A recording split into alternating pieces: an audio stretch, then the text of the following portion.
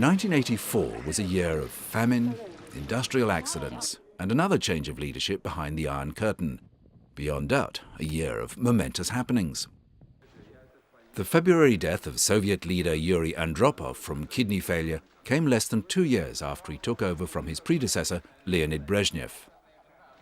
The former KGB head, Andropov, left to his successor, Konstantin Chernenko, one or two outstanding matters that needed to be dealt with.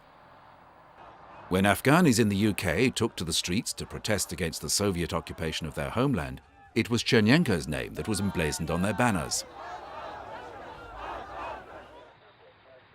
In other parts of the UK, the troubles in Afghanistan did not seem as critical as the homegrown issues of Northern Ireland and the terrorism of IRA bombers.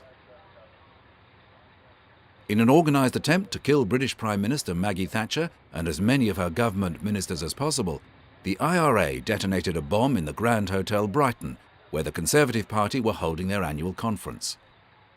You hear about these atrocities, these bombs. You don't expect them to happen to you. But life must go on, as usual. The blast narrowly missed the PM, but tragically 5 others were killed. Within weeks, Mrs. Thatcher was present at the funeral of another Prime Minister who was not quite so fortunate at the hands of assailants. Indira Gandhi, who had been at the helm of Indian politics on 2 separate occasions, was shot dead by her own Sikh bodyguards in the garden of the Prime Minister's residence in New Delhi.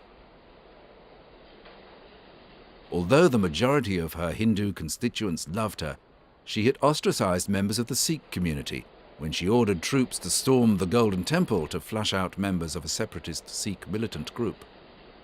We in Pakistan, their neighbors, joined them in their hour of grief and sorrow. Mrs. Gandhi was cremated in a state ceremony in front of a crowd of 1.5 million mourners.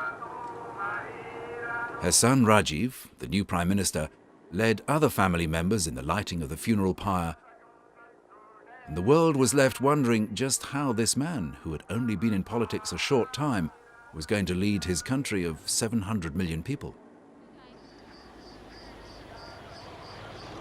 A few weeks later, tragedy struck again in India, when at least 70,000 people were forced to flee from Bhopal, the Indian city where scientists were planning to neutralize poison gas stocks, which had led to the immediate death of more than 3,000 people.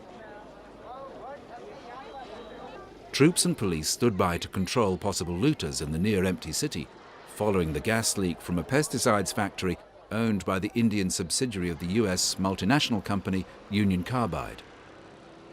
In the following months, it was estimated from testimonies provided by doctors who rendered medical assistance during the tragedy that over 15,000 were dead in the first month and approximately 20,000 have died in total.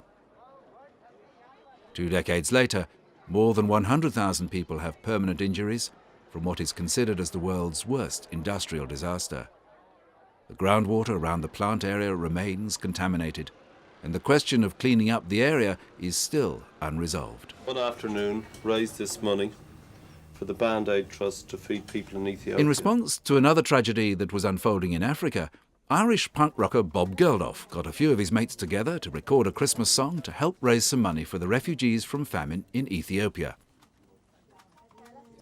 When the single was released, it was at the time the fastest-selling song in the UK of all time. We will have to work out exactly what is needed. We'll do that ourselves. We'll consult with all the aid agencies, and we will ensure, in fact, that every penny that people give goes into the mouth of somebody at the other end. As 1984 drew to a close with the promise of better times ahead for some of the world's less fortunate, it was time to reflect that this year had truly been a year of momentous happenings.